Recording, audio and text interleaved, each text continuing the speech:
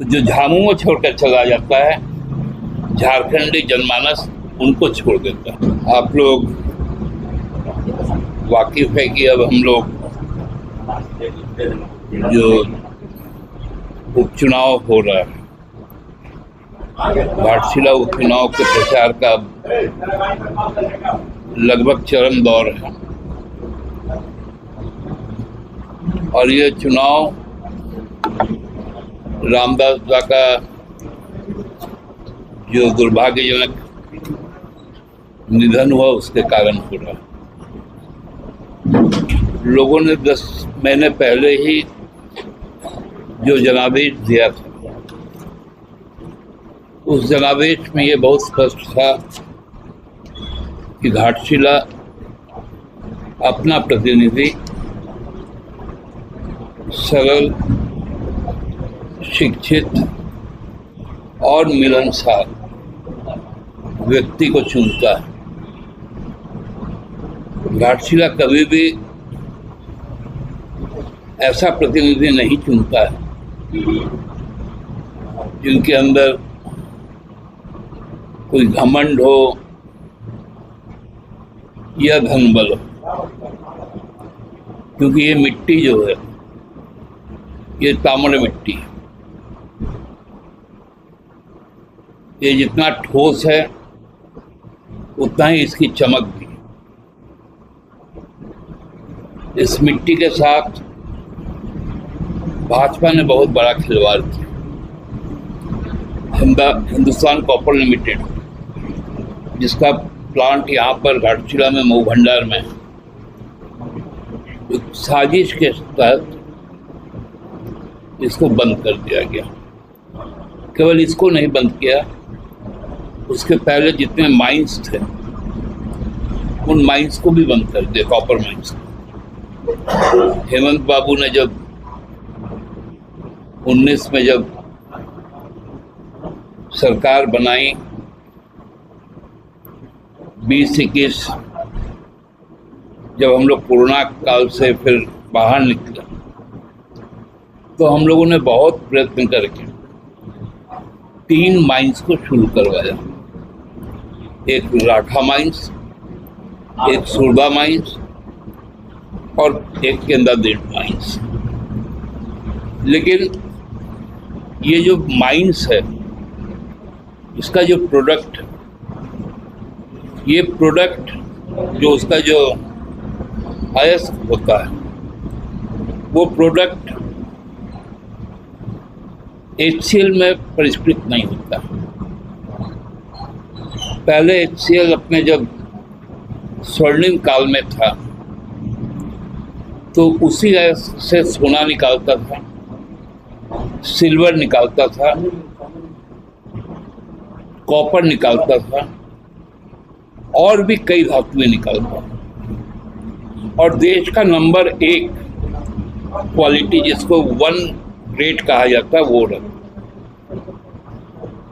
लेकिन अब जो यहाँ का अयस्क है, उसको यहाँ से निकालकर भारतीय जनता पार्टी निजी हाथों में बिरला के जो कॉपर प्लांट है वहाँ बेचती है, अपना प्लांट को बंद कर।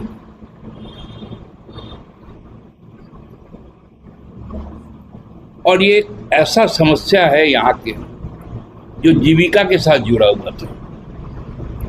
आज आप जाके देखिए, मरघट जैसा मऊ भंडार हो गया, जो कभी गुलजार हुआ करता था आज से 10, 11, 12 साल पहले। वैसे स्थिति में कभी भी भाजपा यह नहीं चाहती थी कि यहाँ के लोग, क्योंकि मूलतः यहाँ पर आदिवासी और मूलवासी ही निवास करते हैं, उनका कल्याण हो, उनका तरक्की हो, उनके अंदर में खुशहाली और समृद्धि आए। और इसी के खिलाफ हम लोगों का लंबा लड़ाई रहा और बार बार घाटशिला के लोगों ने हम लोगों को आशीर्वाद दिया। इस बार का भी लड़ाई उसी मुद्दे को लेकर है और ये लड़ाई हम लोग कब लड़ रहे हैं, जब हम लोगों ने एक साथ पहले गुरुजी को खोया और उसको कुछ ही दिनों के बाद रामदास दा को खोया। यह उपचुनाव उनके दोनों के प्रति श्रद्धांजलि है और खासकर आदिवासी और मूलवासी जो उनके संघर्ष, उनके पहचान और उनके सम्मान की लड़ाई। भारतीय जनता पार्टी आज हतोत्साहित है। पार्टी के अंदर आपस में ही विवाद है। जिस पार्टी का 5-5 मुख्यमंत्री हो, पूर्व मुख्यमंत्री, वहां एक पूर्व मुख्यमंत्री तो पहले कभी दिखे थे, जो प्रदेश अध्यक्ष भी हैं, जो बड़ा बाबूलाल जी, और एक पूर्व मुख्यमंत्री जिनकी पहचान झामुमो ने दी कोल्हान के क्षेत्र में। गुरुजी के आशीर्वाद से ही कई बार वो विधायक बने।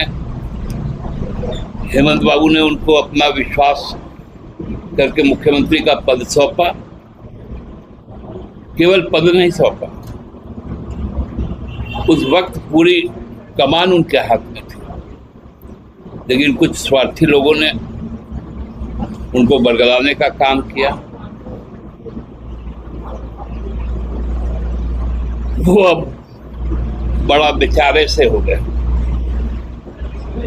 बोल रहे हैं कि मेरा अपमान हुआ। अरे जितना बड़ा सम्मान झारखंड मुक्ति मोर्चा ने चंपई सोरेन जी को दिया, गुरुजी ने अपना आशीर्वाद दिया, हेमंत जी ने अपना सर्वस्व त्याग किया, और उसके बाद हेमंत बाबू जब पुनः मुख्यमंत्री बने तो उनको फिर से मंत्रिमंडल में शामिल किया। और उसके बाद ऐसा कौन सा डील हुआ भारतीय जनता पार्टी के साथ, कौन सा खजाना उनके पास था कि वो झामुमो छोड़कर चले गए। तो जो झामुमो छोड़कर चला जाता है, झारखंडी जनमानस उनको छोड़ देता है, और वही चीज, उसकी पुनरावृत्ति यहाँ पर आपको 11 तारीख को देखने को मिलेगी। यहाँ के मूलवासी आदिवासी इस बात को जानते हैं कि उनकी आत्मसम्मान पर यदि कहीं कोई आघात होगा तो वो उसको बर्दाश्त नहीं करेगा, उसका बदला लेगा। और ये लड़ाई आदिवासी स्वाभिमान की, मूलवासी अभिमान की, और ये लड़ाई हम लोग जीतेंगे। और इस लड़ाई में हमारा कोई मुकाबला किसी से नहीं है। हमारा मुकाबला जनता के द्वारा जो आशीर्वाद होगा उससे राज्य को और भी ज्यादा समृद्ध बनाना, और घाटशिला को जो रामदास दास ने जो परिकल्पना की थी, उस परिकल्पना को मूर्त रूप देना है। यही मुख्य बातें थी जो आप लोगों के सामने रखे। लेकिन चंपाई सरन तो कह रहे हैं कि आपकी सरकार आदिवासी विरोधी सरकार है। यदि आदिवासी विरोधी हमारी सरकार होती तो चंपाई दास कदापि मुख्यमंत्री नहीं बनते। इतना बड़ा मतलब भ्रामक बात वही कर सकता है जो